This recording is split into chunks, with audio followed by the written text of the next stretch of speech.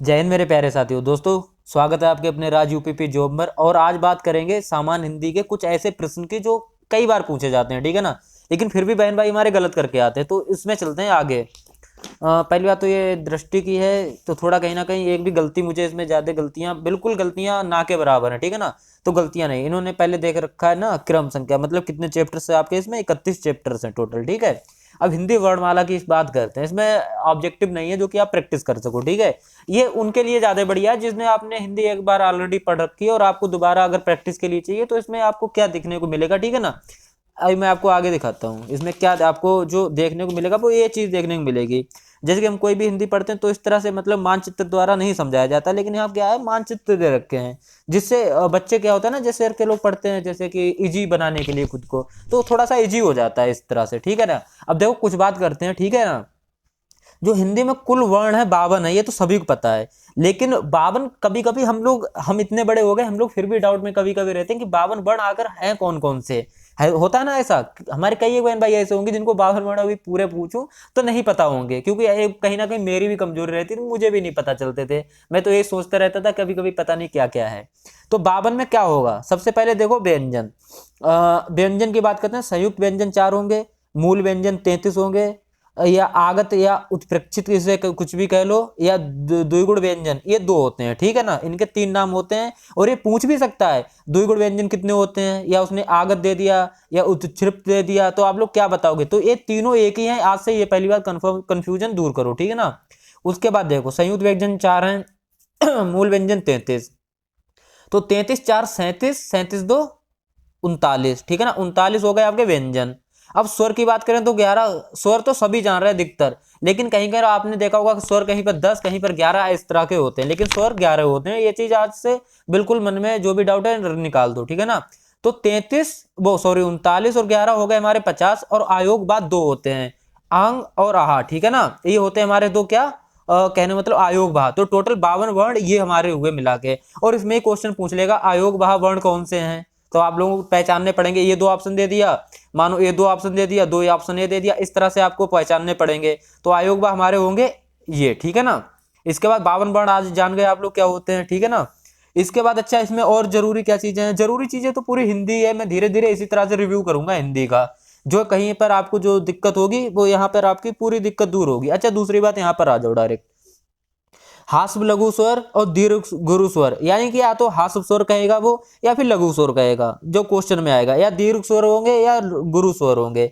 तो एक मात्रिक स्वर आ ई उ, यानी कि जिनमें मूल स्वर भी कहते हैं, इन देखो 4 को आ ई उ और ऋषि, इनको क्या बोलते हैं हम लोग भाई, मूल स्वर भी कहते हैं। और दीर्घ स्वर क्या होते हैं, ये चीज देख लो, ठीक है ना, अच्छे से देख लो। द्विमात्रिक स्वर को आ ई, बड़ा आ बड़ी ई बड़ू ऊ, ठीक है ना, इस तरह के। तो ये चीज आप लोग कहीं ना कहीं आपके इसी तरह के क्वेश्चन आने वाले हैं, और यही हम लोगों की गलती होने वाली है, ठीक है ना, क्योंकि मैंने कई एक लोगों की गलती होते देखा भी है।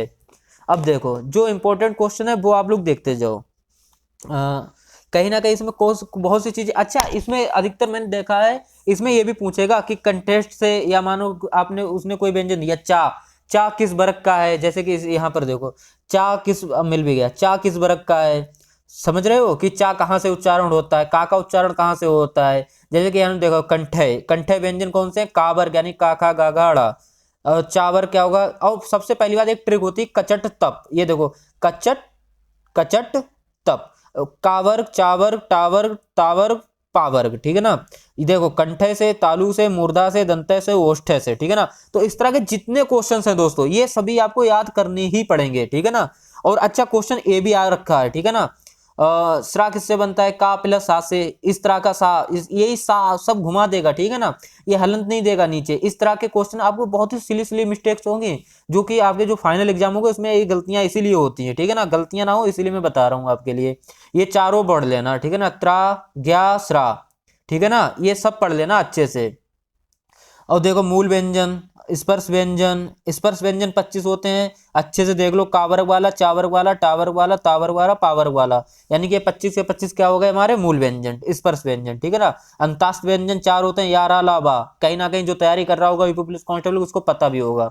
उस व्यंजन सा सा हा, ठीक है ना, सा सा सा हा, ये चीज आपको पता होनी चाहिए बहुत अच्छे से, ठीक है ना। इस तरह की अगर रिव्यू करें तो बहुत कुछ है इसमें पढ़ने वाली चीजें जो कि हमको पक्का पता होना चाहिए। इसलिए मैं कहता हूँ जितना भी है ना अपना वर्णमाला, ये तो आपकी कंप्लीट होनी चाहिए, क्योंकि ये तो बेस है, बिल्कुल बेसिक से तो यही से स्टार्ट है, वर्णमाला से ही। और वर्णमाला अगर जिसने अच्छे से पढ़ ली, सगोस अगोस भी पढ़ने पड़ेंगे भाई।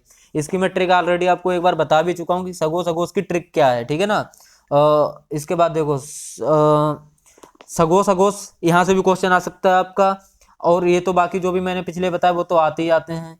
तो इस तरह के इसमें कहीं ना कहीं मुझे बहुत अच्छा लगा। अंतास व्यंजन कई बार पूछा गया है, यार अलावा होता है, ठीक है ना। महाप्राण व्यंजन, ठीक है ना, अल्प प्राण व्यंजन, इस तरह के होते हैं ये सब। देखो कितना अच्छा लगता है, मुझे भी ये किताब कहीं ना कहीं बहुत अच्छी लगी, क्योंकि मैं खाली प्रैक्टिस के लिए लाया हूँ। हिंदी ऑलरेडी सब कुछ पता ही है ना, तो इसलिए खाली प्रैक्टिस के लिए लाया हूँ। आप लोगों को कैसे लग रहा है ये चीज़, मुझे भी कमेंट में बताएं, ठीक है ना। देखो इसमें आप लोग सोचो अगर प्रैक्टिस के लिए दिया जाए तो बिल्कुल ना दिया जाएगा। भारतीय आर भाषाएं आ गई आपकी, विभिन्न भाषा तथा उनके वर्गीकरण, यानी कि भाषा चैप्टर यहाँ से आपका लागू होता है, ठीक है ना। तो इस तरह के यहाँ पर बहुत चीजें आपको देखने को मिलने वाली हैं, जो कि क्वेश्चन कई एक सारे आ भी रखे हैं, लास्ट तक पढ़ाएंगे, ठीक है ना। अगर आपको एक कहते हैं ना पूरा किताब का निचोड़ आपको ऐसे बता दूं सिर्फ, तो मैंने इसमें एक चीज और देखी थी, देखो कितना अच्छे दे रखा है, श्रृंगार रस, करुण रस, हास्य रस, भयानक रस, है ना, वीर रस, और सबके बारे में फिर अच्छे से बताया, वीर रस कैसे कैसे, हास्य रस कैसे कैसे, है ना।